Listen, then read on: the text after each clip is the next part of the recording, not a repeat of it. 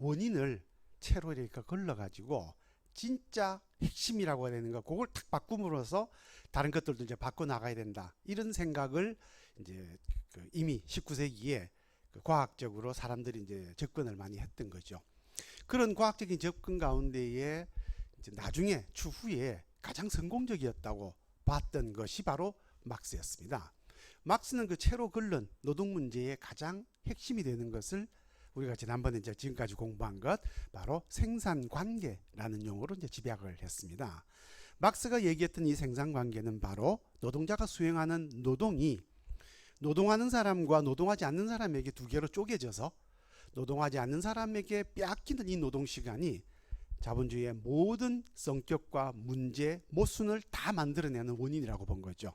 그래서 막스는 변혁의 타겟을 바로 그 생산관계, 그 생산관계에서도 노동시간 두 개 가운데에 빼앗기는 노동시간, 이게 타겟이라고 이제 본 겁니다. 그렇게까지 얘기를 막스가 하고 그렇게 얘기를 하면 어떤 세상이 되는지를 우리가 이제 5번째 강의에서 잠깐 봤어요. 그런데 이제 사람들은 그렇게 생각을 할 수가 있겠죠. 대개 이제 막스에 대해서도 변혁 이론에 대해서도 야, 그 말은 좋은데 말이야. 그게 정말 그렇게 될 수 있을까? 정말 그럴 수 있는 가능성이 있을까? 이제 이런 의문을 가질 수가 있습니다. 그래서 그 의문이 우리가 6번째 강의에서는 막스가 생산관계로 집약했던 이 사회 변혁의 말하자면 핵심 타겟 이것을 어떻게 바꿀 것이냐. 그걸 이미 막스는 첫 번째 강의에서 우리가 방법론에서 얘기했듯이 외부에서는 메시아가 오지 않는다. 너희들 스스로가 해야 된다. 따라서 노동계급 스스로가 이런 변혁의 주체가 되어야 되는데 막스는 바로 그 주체를 이미 자기 책 안에서 우리가 지금 생각하듯이 명시적으로 이것이 산별노조라고는 얘기를 안 했지만 노동조합과 노동자 정당이라고 밝혔고 그 막스가 얘기했던 노동조합과 노동자 정당이 바로 생산관계를 지향하는 생산관계를 변혁의 타겟으로 삼을 때 어떤 모습이 되느냐 그걸 지난 시간에 한 거예요. 그래서 막스의 생산관계 개념에 비추어 보면 노동조합은 초기업적인 계급적 노동조합 산별노조가 될 수밖에 없고 이 산별노조를 토대로 해야만 생산관계를 상부구조에서 바꿀 수 있는 노동자 정당이 건설될 수 있다. 그렇게 해서 이제 지난번에 산별노조와 노동자 정당을 얘기를 하고 이 산별노조가 생산관계를 바꾸기 위해서는 이 노조의 교섭정책은 그리고 이 노조의 조직체계는 어떻게 되는 것인지 그걸 지난 시간에 우리가 다 한 겁니다. 그러니까 이제 답이 다 나온 거죠. 자, 문제는 이 답이 정말 실현될 수 있는가?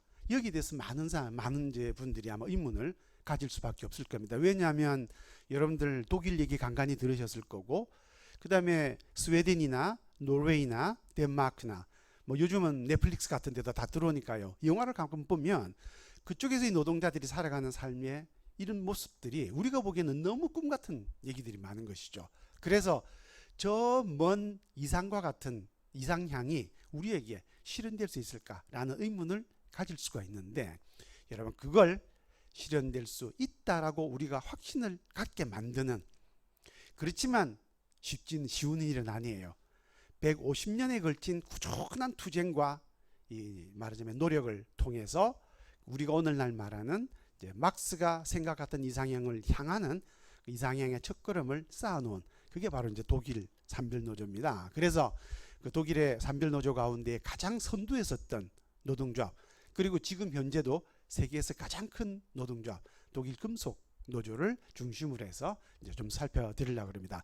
사실은 보건노조 여러분들은 아마 보건 의료농 종사자들이 그 직접 소속이 되어 있는 그 노동조합 그 금속노조 다음으로 두 번째로 큰 노조 옛날에는 2003년 이전까지는 웨테파우라고 부르던 이 공공노조였고 지금은 이제 더 서비스 영역까지 합쳐가지고 그 통합서비스 노조가 되었는데 우리가 베르디라고 부르는 노조입니다. 그런데 이 복잡한 노조를 가지고 설명을 해주면 좋겠지만 사실은 그 베르디는 우선 금속보다 이제 그 금속이 먼저 시작을 했기 때문에요.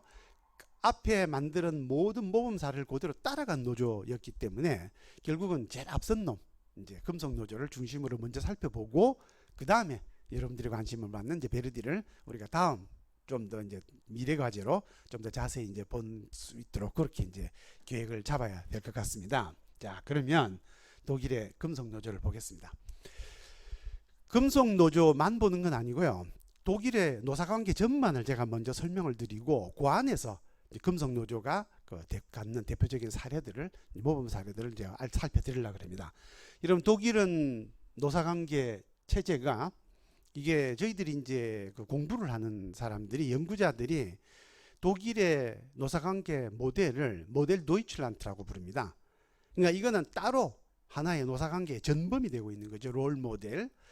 그리고 사실은 모델 도이칠란트 외에는 모델이 없어요. 그러니까 이제 사실은 노사관계에 대해서 제대로 된 모델을 만든, 제대로 된 틀을 만든 데는 독일밖에 없다고 보시면 됩니다. 이 독일 모델을 따라서 이제 나라가 작고 그 다음에 노동조합이 독일보다 훨씬 덜 복잡하고 이런 곳에서는 이 독일 모델보다 더 좋은 이제 모델을 만들게 되는데 그 대표적인 나라가 이제 스웨덴 같은 나라죠. 그래서 롤 모델이 되는 것이 바로 모델 도이칠란트다. 우선 이렇게 보시고, 이 모델 도이칠란트는 우리가 한국에서 산별 노조 운동을 성공리에 달성하기 위해서는 독일 노사관계가 갖추고 있는 틀, 이 틀이 우리에게 매우 중요한 참고사항이라는 겁니다. 왜냐하면 노사관계는 사회관계 안에서 제일 중요한 분야이긴 하지만 다른 많은 영역들로부터 끊임없는 영향을 받게 되고, 따라서 다른 것들과의 조화로운 배치를 받지 않게 되면 이게 성공적으로 작동을 하지 않아요. 그래서 독일 모델을 우리가 이해할 때는 이게 그냥 단순하게 딱 한 가지의 노사관계와 관련된 어떤 직접적인 무슨 교섭의 틀 이런 것으로 되어 있는 것이 아니라 사회 전체의 틀하고 밀접하게 관련이 있다는 것을 꼭 염두에 두실 필요가 있습니다. 자, 우리가 참고할 것. 다행히 독일이 우리가 일제 식민지 통치를 겪었고 일제가 일본 제국주의가 근대화 과정에서 메이지 유신 이후에 자기들이 제일 사회제도 근대사회의 롤모델로 삼았던 나라가 독일입니다. 그래서 다행히 우리 사회의 상부구조라고 부르는 정치제도의 틀, 그게 바로 법인데요. 우리는 일제가 남겨놓은 잔재덕택에 독일 체계를 많이 따라가 있습니다. 이미 사회 자체가. 우리가 이제 1953년에 법을 만들 때 독일 헌법을 본따서 많이 만들었고요. 그 다음에 노동법도 독일 노동법을 많이 따라서 만들어진 노동법입니다. 원래 우리나라 게. 그래서 이거 참고하시면 아마 도움이 많이 될 것 같아요. 우선 기본적으로 독일의 노사관계의 특징은 두 개의 구조로 되어 있습니다. 하나는 모든 노동자는 개별 자본가에게 귀속이 되어서 사업장 안에서 일을 하죠. 그러니까 노동 문제는 전부 사업장 안에 다 구체적으로 존재합니다. 현장에. 그런데 요 구체적으로 존재하는 현장의 문제가 크게 보면 그 배후에 숨겨져 있는 사회적 관계, 생산관계에 영향을 받는 거거든요. 따라서 생산관계와 직접 관련된 사회적 표준을 잡고 그 표준에 따라서 이 사업장 현장에서의 노동관계를 세부적으로 조정하는 시스템으로 되어 있습니다. 그러니까 막스가 우리가 경제 문제를 볼 때 추상화를 시켜서 생산관계와 그 다음에 구체적인 문제, 막스의 자본 체계를 보면은 1권과 3권과의 관계와 똑 마찬가지인 겁니다. 이게. 그래서 추상화시킨 딱 엑기스를 뽑아낸 게 그게 바로 사회적 표준을 잡는 노동 산별 노조, 이게 핵심입니다. 이게 초기업 수준에서 사회적 표준을 잡는 것이죠. 그 사회적 표준이 거시적이고 사회적 규제입니다. 따라서 이 산별 노조를 통해서 실질적으로 사회적 관계의 변화가 이루어지는 거예요. 그러나 요거는 결국 노동자가 현실에서 일하고 있는 개별 사업장은 아닙니다. 개별 사업장 안에 들어와야만 비로소 노동자들의 이제 직접적인 노동이 이루어지는 것이기 때문에 요 산별 표준을, 거시적인 표준을 실제 노동자들이라는 현장에 적용을 하는 구조로 되어 있어요. 단 요 두 개 중에서 사회적 기준이 요 미시적 기준, 사업장 기준보다 훨씬 더 강력하고 우위에 있고 이제 사회적으로 철저한 규제를 받는 형태로 되어 있습니다. 그래서 이원적 구조로 되어 있다. 초기업 단위와 산별 단위. 그래서 초기업 단위에는 산별 노조가 있고 사업장 단위에는 사업장 평의회라고 부르는 것들이 있습니다. 여기 이제 용어가 좀 이상한데 우리나라에는 없는 거라서 그래요. 이게 라트라고 하는 건데 이게 혁명을 할 때 만들어진 조직입니다. 그쪽에서는. 그래서 번역하기 마땅치가 않아서 이걸 이제 대개 평의회라고 지금 번역을 해놓은 상태고, 요 사업장 병행에는 독일어로 베트립스라트입니다. 베트립이 사업장이거든요. 그래서 사업장에 있는 노동자들의 모임, 이제 그런 뜻을 갖고 있습니다. 그 다음에 이제 중요한 거는 또 하나는 이런 이 노사관계 이원적인 구조가 법으로 딱 돼 있다는 겁니다. 법으로 딱 만들어져 있어요. 그러니까 옴쭉달싹 못하는 것이죠. 우리가 우리 문제를 돌아보면 제일 먼저 부딪히게 되는 문제가 금속과 복원이 함께 산별노조로 전환을 하고 나서 오랜 기간 동안 사용자 단체가 구성이 되지 않아 가지고 산별교섭 테이블이 안 만들어진 겁니다. 이게 왜 그러느냐? 법이 없기 때문에 그런 거예요. 독일은 이미 법이 딱 법으로 만들어 놨기 때문에 자본가들이 안 나올 수가 없습니다.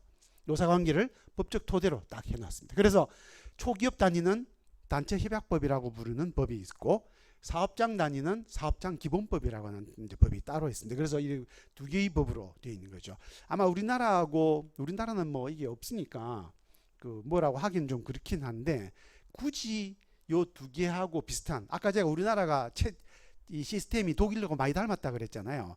그런데 이제 독일은 초기업 체제로 되어 있는데 우리나라는 기업별 체제로 되어 있으니까 이게 법 체계가 비슷하긴 한데 이게 이제 내용이 전혀 다른 것이죠.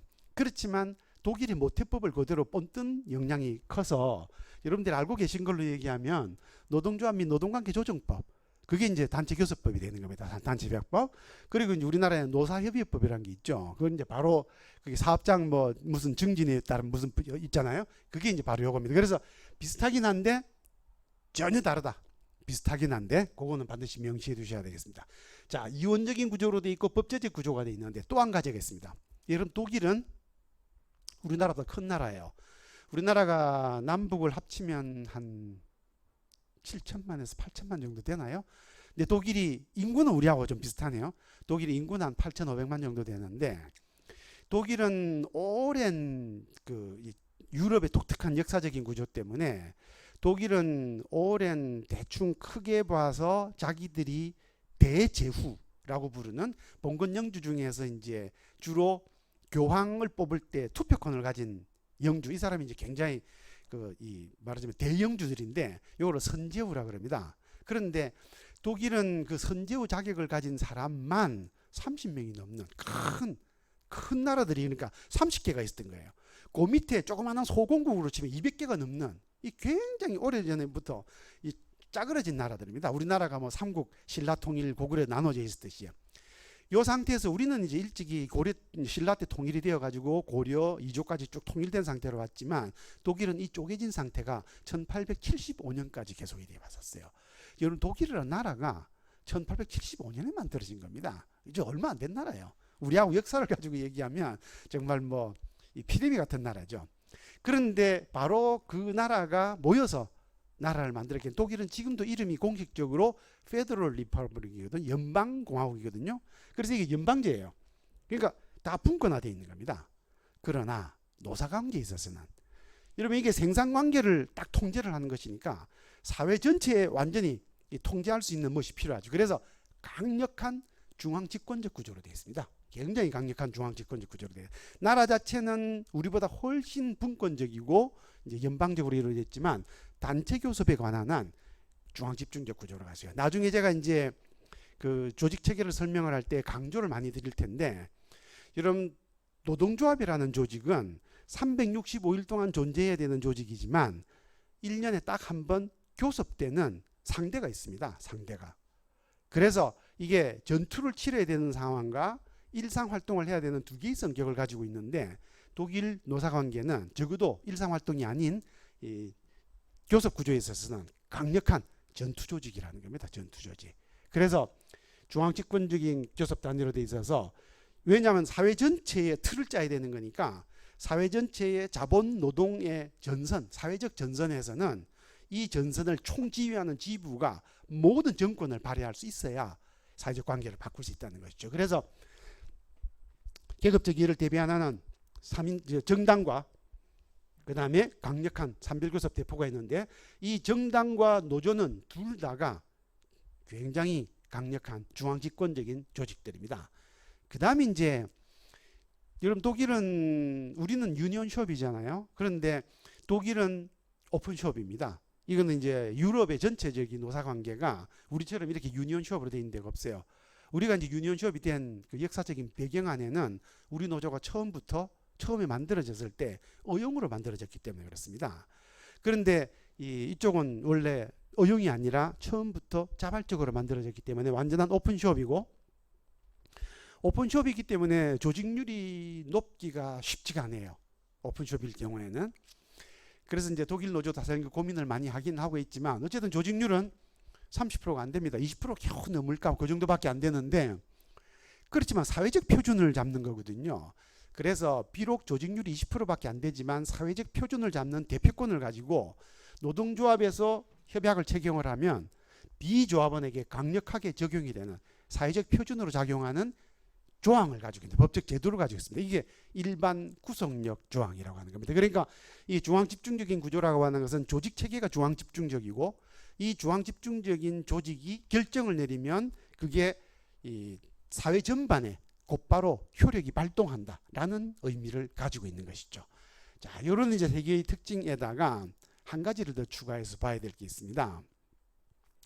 이게 이제 노사관계를 얘기할 때 저희들이 이제 구체적인 그 과학적인 용어로는 타리프 아우토노미라 그러는데, 노사관계는 임금이라고 하는 돈이잖아요, 돈. 이걸 주고받는 당사자가 있습니다. 매매 당사자가. 그러니까 이 돈과 관련된 이해 당사자는 딱 두 사람이죠. 다른 어느 누구도 거기에 개입할 필요도 없고 개입해서도 안 되는 것이죠. 따라서 노사관계는 철저하게 두 당사자끼리만 하도록 되어 있습니다. 국가가 절대 개입하지 않게 되어 있다는 거죠. 이거는 이제 오랜 유럽의 그 뭐 역사, 혁명의 역사, 노동운동의 역사가 쌓아놓은 이제 결과인데, 노사관계 국가가 일체 개입하지 않습니다.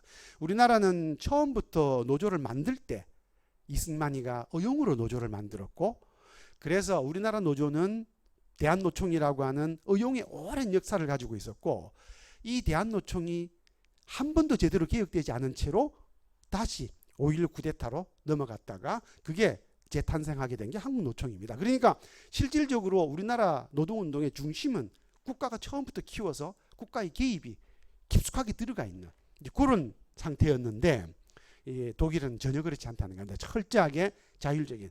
그러니까 막스가 사회적 관계, 생산관계를 변혁시킬 때 그 주체가 누구냐? 바로 당사자다. 프롤레타리아 자신이다. 라고 했던 바로 그 얘기가 여기서는 그대로 실현이 되어 있고, 우리의 경우에는 그렇지 않다. 이걸 항상 여러분들이 반성적으로 잘 머리에 염두에 둘 필요가 있습니다. 그래서 이 사람들은 노동 문제가 발생을 하면 자기들이 모여서 토론을 하고 결정을 하고 힘을 모으고 캠페인을 벌리죠. 우리는 국가가 쭉 개입을 해왔으니까 지금도 여전히 문제가 생기면 투쟁 하면서 어디로 가냐? 국회로 가요. 국회로. 남 보고 이걸 해결해 달라고 하는 겁니다. 남 보고. 여러분, 그거는 아주 잘못된 겁니다. 애초부터. 그래서 우리 노동운동이 깊이 반성해야 될 중요한 부분이 바로 이 부분에 있다. 노사 자율주의입니다. 국가가 일체가 아니에요. 그러니까 이제 독일 같은 경우에서는 김진숙 씨가 뭐 해고를 당하고, 그다음에 뭐 우리 노동운동 활동가가 탄압을 받고, 이런 건 상상도 할 수 없는 거죠. 그건 있을 수가 없는 일이거든요. 아무도 상관이 없는 국가가 왜 개입하느냐는 겁니다. 이게.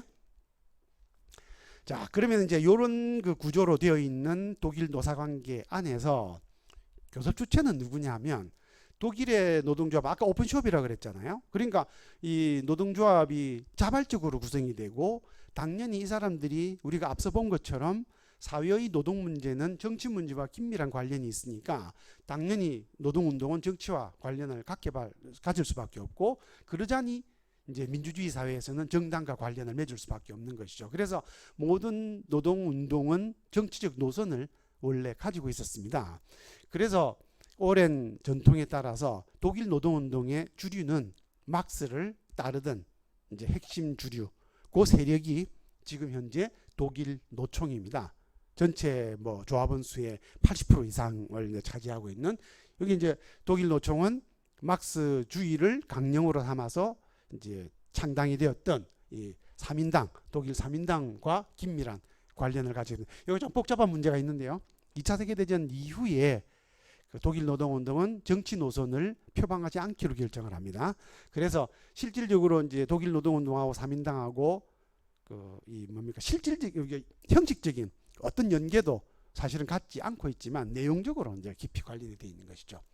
그게 여기 줄이고 그 밖에 이제 약간 이 곁다리로 기독교 노조가 있고 그다음에 이제 사무직 노동자가 있고 이제 공무원 동맹이 있고 이렇습니다. 이 사람들은 되게 좀 특수한 직군들이죠. 그래서 그 특수한 직군들 나름대로 별도의 노조를 가지고 있는데 이건 여러분들이 이제 우리가 이해를 해야 될 것이 유럽에서 처음 자본주의가 만들어졌을 때 노동자들이 제일 먼저 뭉친 단위가 뭐였느냐 하면 중세 때 직업별로 공제회를 가지고 있던 크라프트맨이라고 부르는 직인이에요. 그래서 이게 이제 이 직인이 나중에 이제 우리가 보면 직종이 되는 거거든요. 따라서 유럽의 노동운동은 직종별 노조에서 시작을 했다고 보면 되는 겁니다. 그렇기 때문에 이제 여기에 이렇게 되어 있는 거예요. 직종별로 서로 직업적 특성이 다른 사람들끼리 잘 합치질 않고 그냥 그대로 남았던 겁니다.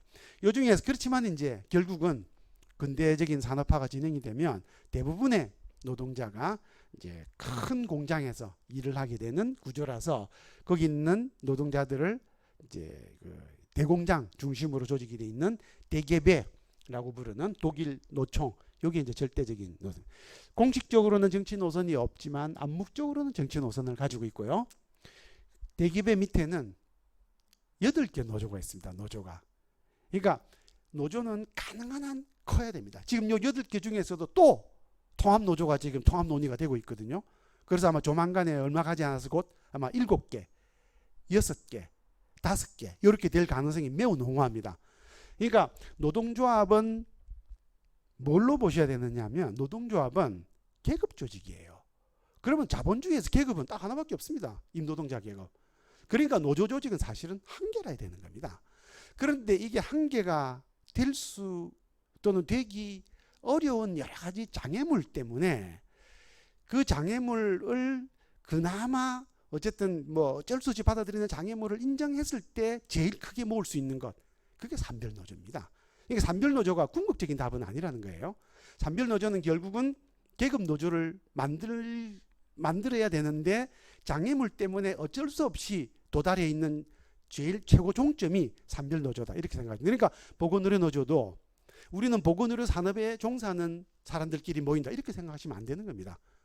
이거는 그냥 보건의료 산업에 모인 사람들이 모이기 쉬워서 모인 것일 뿐인 것이지 보건의료 노조는 이게 종점이 아니에요. 보건의료 노조는 지금보다 더 커져야 되고 서비스 산업에 있는 노동자들 전부 합치고 그 다음에 거기에 뭐 공공부문 그 다음에 크게 장기적으로는 한국의 계급 노동자를 모두 포괄하는 노조로 발전 전망을 가지고 있어야 된다. 독일은 대개배 노조에 8개가 있는데 그 중에서 제일 큰 놈이 금속입니다. 약 220만 명 조합원을 가지고 있고 그 다음에 이제 보건의료 노조가 보건의료 이제 종사자들이 들어가 있는 그 이제 서비스 연합 바로 베르디 그게 190만 명입니다. 조합비는 우리하고 비슷한데요. 총임금의 평균 1%고 그 평균 임금이 2019년 현재 42,400유로니까요. 1년에 424유로를 낸다고 이제 보시면 됩니다. 424유로면은 한 60만 원 정도 된다고 보면 되겠죠. 사용자 단체는 산별 단위로 이제 여기 노조가 이렇게 돼 있으니까 사용자들도 개인으로는 도저히 당해낼 수가 없는 거예요. 그래서 자기들도 단체를 구성을 해서 이제 돼 있고 그 산별 사용자 단체 가운데에서는 금속하고 화학이 제일 강력한 이제 노조입니다. 그 다음에 이제 우리가 그 알아두셔야 될까. 산별 노조는 결국 궁극적으로 사회적 관계를 바꾸려고 하는 노조입니다. 생산 관계를 바꾸려고 하는 노조예요. 그 생산 관계는 사회적인 거죠. 사회적인 거. 그런데 이 관계를 실제 어디서 바꿔야 되는 거예요? 현장에서 바꿔야 되는 거는요. 현장에는 자본가들이 사적 자본가입니다. 전부.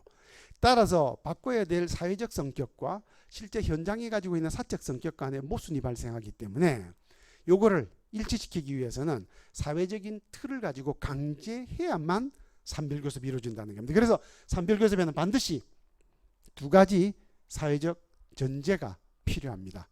이거 없이는 산별교섭으로 한 발짝도 나아갈 수 없습니다. 우리는 둘 다 없거든요. 그러니까 우리는 지금 요 둘 다를 만들어야 됩니다. 빨리 시급하게. 이걸 벌써 우리가 산별을 내세우고 1990년에 전노협이 출범을 했는데 지금 벌써 31년이 지났어요. 31년이 지났는데도 아직 우리는 요 두 개를 못 만들고 있고 최근에는 더더구나 이 두 개를 만들자는 얘기조차 없어져 버렸습니다. 한때는 한 뭐 20년 전에는 이 얘기를 했었는데 그래 된 거죠. 자, 하나는 제도적인 강대장치, 법적 토대입니다. 법이 있어야 됩니다. 뭐. 또 하나는 물적 토대, 인프라가 있어야 됩니다. 그러면은 우리가 법적 장치를 만들어야 되겠다라고 할 때 전 세계 아무 데도 없는데 원래 노사자율주의면은 정말 오픈시업이고 자율주의를 해야 되는데 왜 법이 필요하냐라고 자본가들이 혹시 주장할 수 있을지 모르는데 그거는 선진 사례를 보게 되면 엉터리라는 말을 금방 알 수 있어요.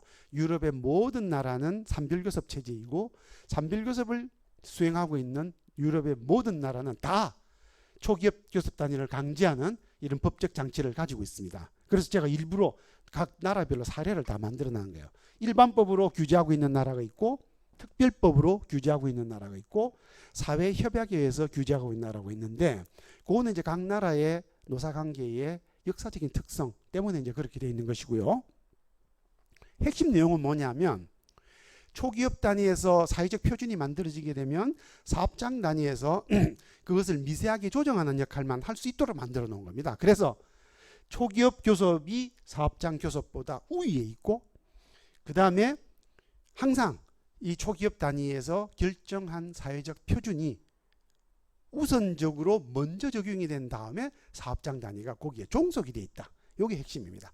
그러니까 결국은 우리식으로 표현을 하면 기업별 교섭은 없어지는 것이고 초기업 교섭이 기업별 교섭을 거느리고 나가는 이제 구조로 바꾼다. 이렇게 되는 것이죠.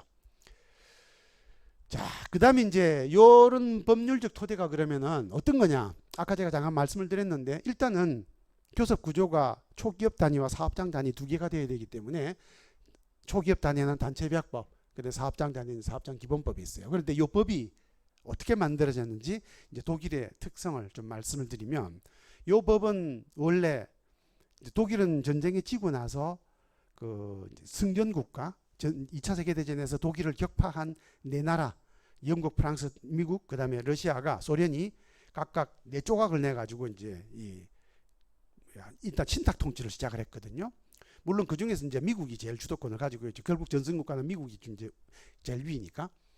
그래서 이 사람들이 정부에서 그 당시 이제 만들어진 정부 그건 또 참고로 아셔야 되는데 2차 세계대전 끝나고 나서 선거를 실시했는데요.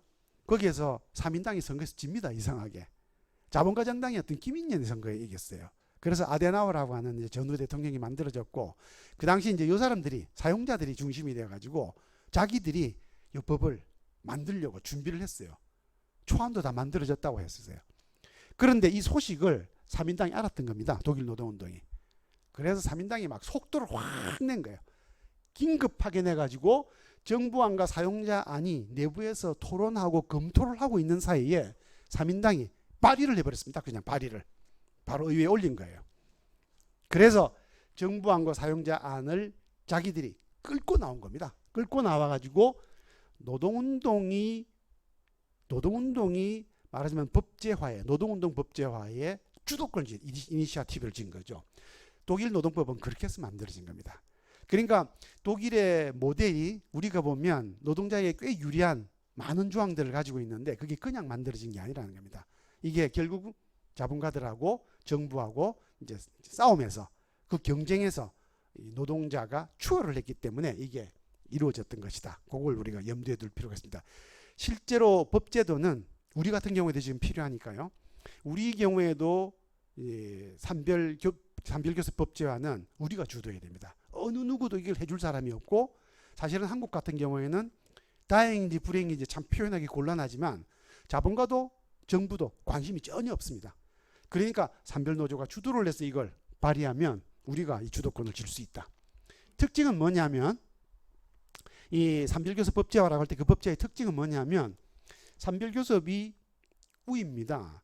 그래서 사업장 단위의 어떤 협약이 정해졌다 할지라도 산별교섭보다 그 협약이 노동자에게 불리하면 당연히 그 협약은 무효예요. 사업장권은 무효입니다. 그래서 산별교섭이 우위에 있고 요 산별교섭이 사업장 단위에 이런 거는 우리가 표준을 잡았으니까 사업장 단위에서 미세하게 조정을 해라 라고 위임한 사항만 사업장 단위에서 협의를 하도록 되어 있습니다.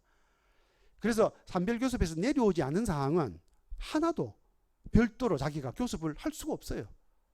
전부 산별교섭에서 다 정하도록 되어 있습니다. 그래서 사업장 단위에서는 교섭이 없습니다. 교섭이 없다는 말은 무슨 말이냐면 파업권이 없다는 겁니다.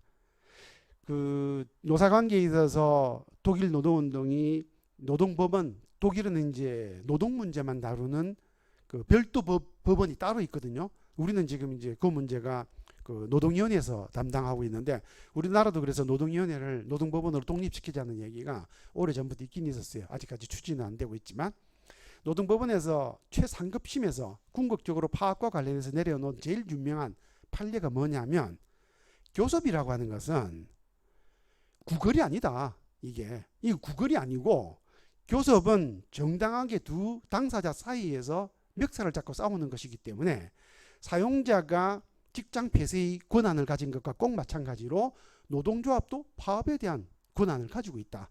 그래서 파업권은 없으면 교섭이 집단 구걸, 거지 행각이 된다 라고 하는 것이 판결이에요. 그래서 이 교섭권에 대해서 강력한 이제 법적 말하자면 지원을 하고 있는데, 그 파업권을 사업장 단위에서는 주지 않습니다. 산별 단위에서만 줍니다. 산별 단위에서만. 이게 중요하죠.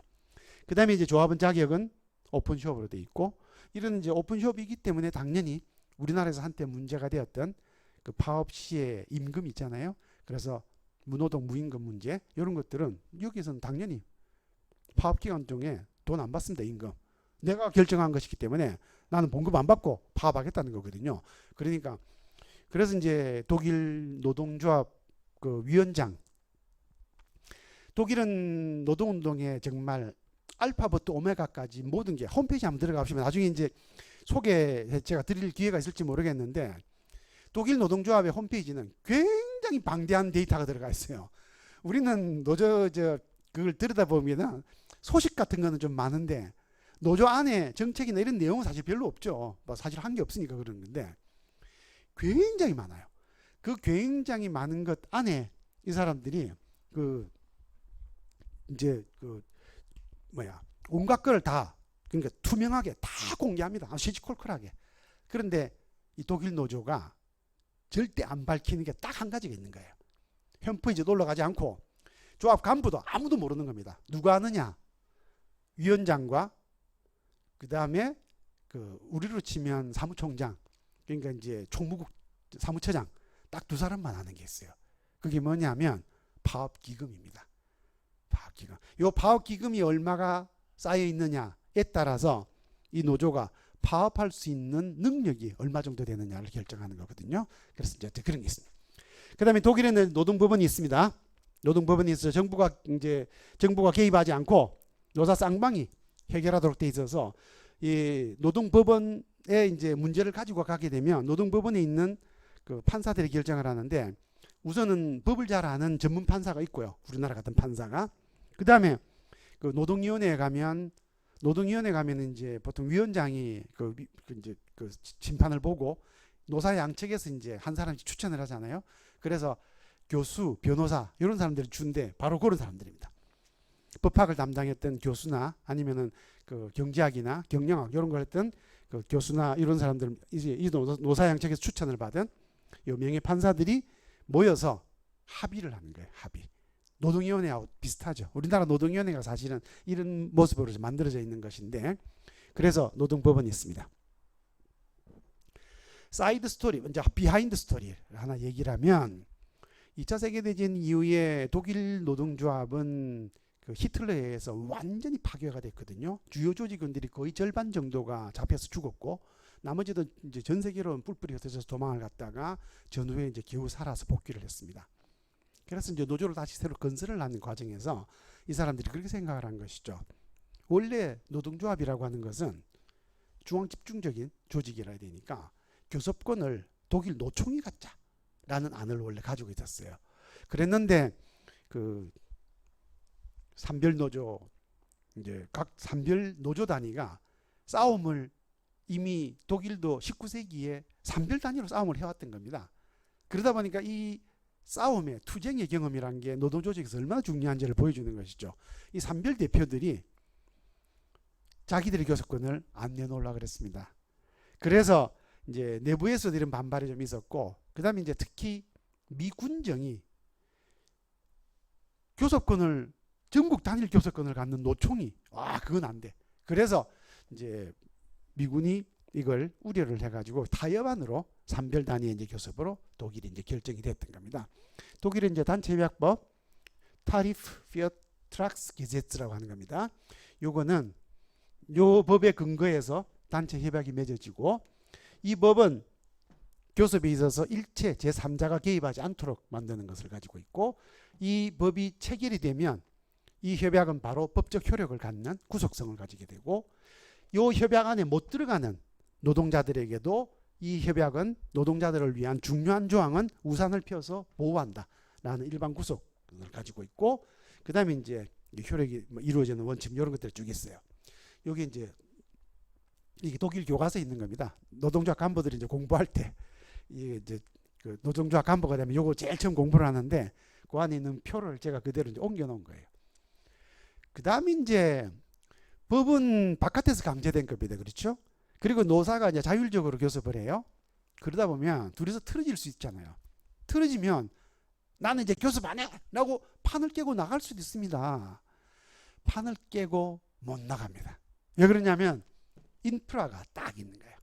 이 인프라가 노사 양측에 모두 자기 목줄을 딱 쥐고 있는 이해관계가 걸려 있는 틀이어서, 이제 독일은 이게 뭐냐면 교육훈련입니다.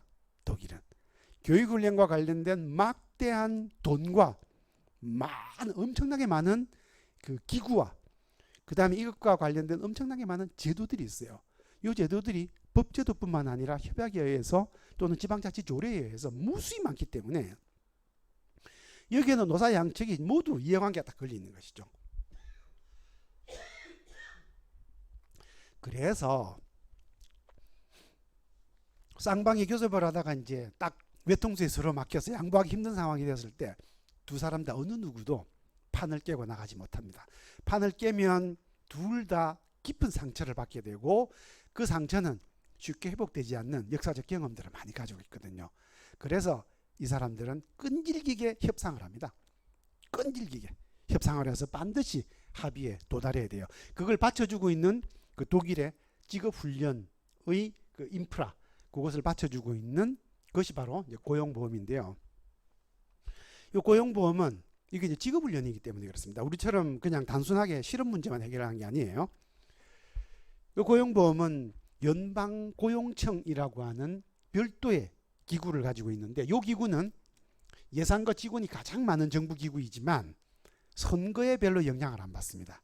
어느 정당이 그 이제 선거에서 이기느냐에 별로 영향을 받지 않는 자립권을 가진 강력한 기구다, 이렇게 보시면 되죠. 1927년에 설립이 되었고, 그러니까 거의 100년이 지금 가까운 거죠.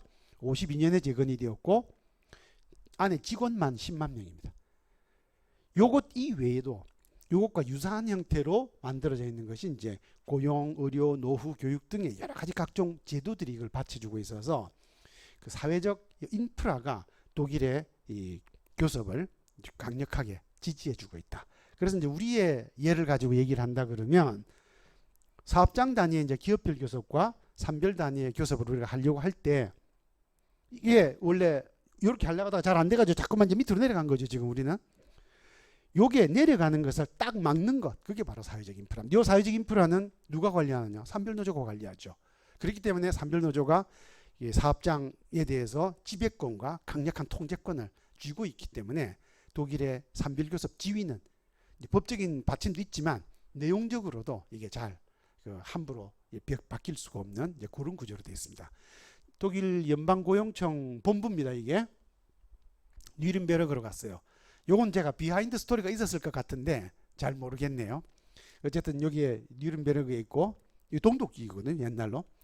요 이제 R라고는 아겐튜어 für Arbeit입니다. 아겐튜어, 일자리를 위한 이제 일자리국 뭐 이렇게 되겠죠. 그 다음에 이제 조직 체계로 넘어가야 되는데 잠깐 볼까요? 우리가 10분에 시작했습니까? 그러면 정각까지만 합시다. 예. 그 다음에 이제 노동조합의 조직 체계를 볼까요? 법 체계에 따라서 조직도 초기업 조직과 사업장 조직으로 되어 있습니다. 이 초기업은 우리가 말하는 산별노조고 사업장은 이제 사업장 평의회라고 부르는 조직이죠. 그런데 주의해야 될 게 하나 있어요. 아까 제가 이제 잠깐 말씀을 언사를 좀 비쳤는데 여러분 노동조합은 365일 돌아가는 이제 노조입니다. 왜냐하면 노동과 관련된 각종 현안이 매일 현장에서 발생을 하고 있고 그 현장의 현안들을 노조가 직접 혹은 노조가 이제 뭐 관련이 되어 있는 사업장 평의회 그것도 아니면은 뭐 또 다른 무슨 정부기구 아까 말한 연방고용청 이런 걸 통해 가지고 이제 계속해서 조정하고 문제를 해결해 줘야 되죠. 상시적으로. 이거 일상 활동을 한 게 있습니다. 일상 활동. 그런데 그것 말고 사회적 표준을 크게 정하는 단체 교섭이라고 하는 게 있죠. 근데 단체 교섭은 우리도 6월 말에 종료가 되면 이제 6월부터 바로 교섭을 시작을 해서 새 이제 협약을 체결을 해야 되죠. 이거는 상대가 있습니다. 자본가라는 상대. 그리고 이 교섭에서는 노사 양측이 자본과 임노동 사이에 이해관계가 가장 직접적으로 부딪히는 걸 놓고 밀고 당기고 밀당하는 거거든요. 그러니까 이것은 전투예요. 그러니까 일상활동을 수행하는 조직으로서의 노조와 전투를 수행하는 조직으로서의 노조 이 두 가지 기능을 노동조합이 함께 가지고 있어야 된다는 겁니다. 그것은 마치 대한민국이라는 나라가 일상적으로 발생하는 모든 문제를 총괄할 수 있는 대통령이라는 사람이 있지만 유사시에 1년에 한 번씩 만일에 전쟁을 한다 그러면 유사시에 이 전투를 수행할 사람은 따로 있어야 되는 거예요. 그래서 예를 들면 우리나라가 휴전선에서 남북이 대치하고 있으면 그 대치하고 있는 휴전선에는 24시간 초병이 서서 무기를 가지고 상대편을 경계해야 되는 사람이 있지만 그 배후에 후방에서는 우리가 일상활동을 해야 되는 겁니다. 그러니까 일상활동과 투쟁활동, 전투활동이라고 하는 것은 두 개가 이렇게 분리가 되어 있는 겁니다. 물론 이것도 이제 변증법적으로 보면 일상활동 안에 이제 이 교섭활동이 들어가 있는 것이긴 하죠. 중첩되어 있는 것인데.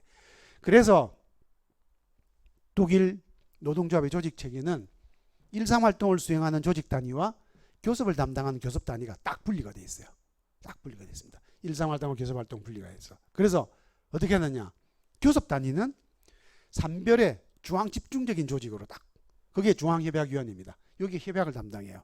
전투 조직이기 때문에 여러분들 그 전선에서 전투사령부는 명령을 내리는데 안 들으면 어떻게 돼요?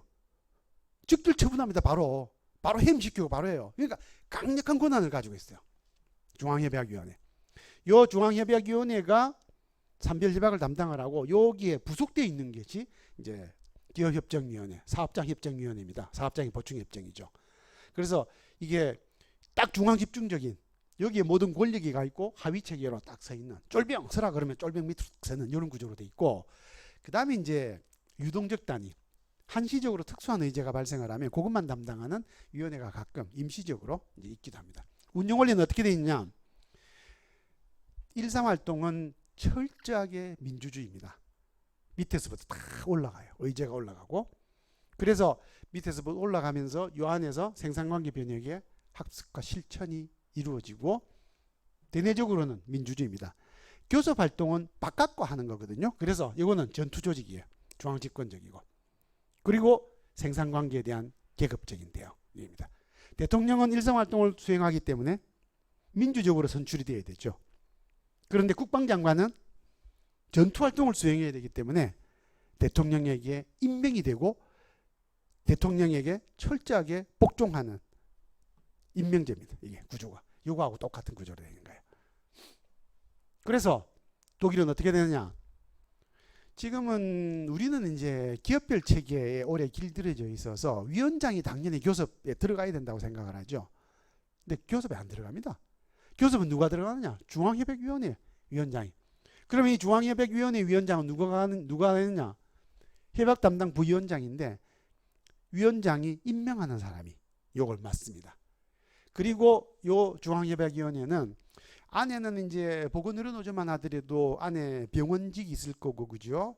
그다음에 이제 기술직이 있을 거고 그다음에 뭐 영선직이 있을 거고 뭐 여러 개 있을 거 아니에요. 직무와 모든 교섭 단위가 거기다가 이제 공공도 있고 민간도 있고 대학병원이 있고 뭐 이런 게 있을 텐데 이런 모든 교섭 단위 간에 이해를 조정하는 역할을 수행을 하고 안에는 교섭과 협약 업무를 지원하는 상설, 행정 단위로서 협약국이 있습니다. 그리고 이제 협약은 이것도 이제 막스가 가르쳐 준 거죠. 여러분들 사회는 어떻게 바뀌느냐 하면 앞서 내가 싸웠던 것을 디디고 그 위에 뭘 하나 더 얹고 해서 이게 변화하는 겁니다. 그러니까 내가 작년에 했던 협약, 재작년에 했던 협약은 올해 해야 될 협약의 밑거름이 되는 거예요. 그러니까 당연히 그 협약의 정신을, 그 협약이 목표로 하던 것을 계속해서 꾸준히 추진하고 그것을 한 걸음 더 나아가게 만드는 것이 목표거든요. 그렇기 때문에 방향을 잃지 않기 위해서 과거의 협약을 모두 다 모으고 분석을 합니다. 그리고 그 분석을 통해서 자본가가 어떤 부분이 약하고 어떤 부분에 강하고 자본가가 뭘 원하고 우리의 요구와는 어떻게 상충이 되고 이걸 계속해서 분석을 해서 그 다음에 그리고 좀 장기적인 중장기적인 협약 전략을 입안을 하도록 되어 있어요. 이 문서 창고가 있습니다. 협약 아카이브가 있죠. 그 다음에 이제 그렇기 때문에 이걸 이제 보고 나면 우리가 교섭 형식에 대해서 기업별 교섭은 단선적 교섭 구조로 되어 있어요. 조직 단위가 교섭 단위하고 이제 포개지죠. 우리가 지금 그렇게 되어 있는 거죠. 그러다 보니까 교섭을 하고 있을 때는 아무것도 안 됩니다. 그리고 교섭 상대는 한 사람밖에 없어요. 개별 자본가니까. 그럼 어떻게 해야 되겠어요? 그 자본가하고 어쨌든 내가 받아낼 사람이 한 사람밖에 없고 그러면 어떻게든 간에 그 사람 네 가지를 비틀어야 멋이 나오는 거죠. 우리가 통상 현장에서 쓰는 말로 몰빵 전략입니다. 머리 박고 싸운다 이거죠. All or nothing. 그게 기업별 노조입니다. 그러니까 당장 내일 그리고 모레 노동계급이 어떻게 되고 자본가 계급이 어떻게 되고 산업구조가 어떻게 되고 하는 것은 관심이 없는 거예요. 지금 당장 한 푼이라도 더 받아내고 그렇게 한다는 겁니다. 현대자동차의 교섭 형태 같은 걸 비판을 할 때 연구자들이 그런 얘기를 많이 하거든요. 장기적인 전망이 하나도 없어. 지금 당장 그것만. 자본가하고 똑같은 초단계적인 시각. 자본가가 그렇거든요. 이게 기업별 노조입니다. 산별 교섭은 중층적 교섭 구조로 되어 있어서 유연하고 다양한 교섭 전술과 장기적인 시각을 갖도록 되어 있습니다. 자, 그러면 이제 수업을 한 지가 50분이 됐어요. 10분간 쉬었다가 바로 또 이어서 하도록 하겠습니다. 잠깐만 쉬겠습니다.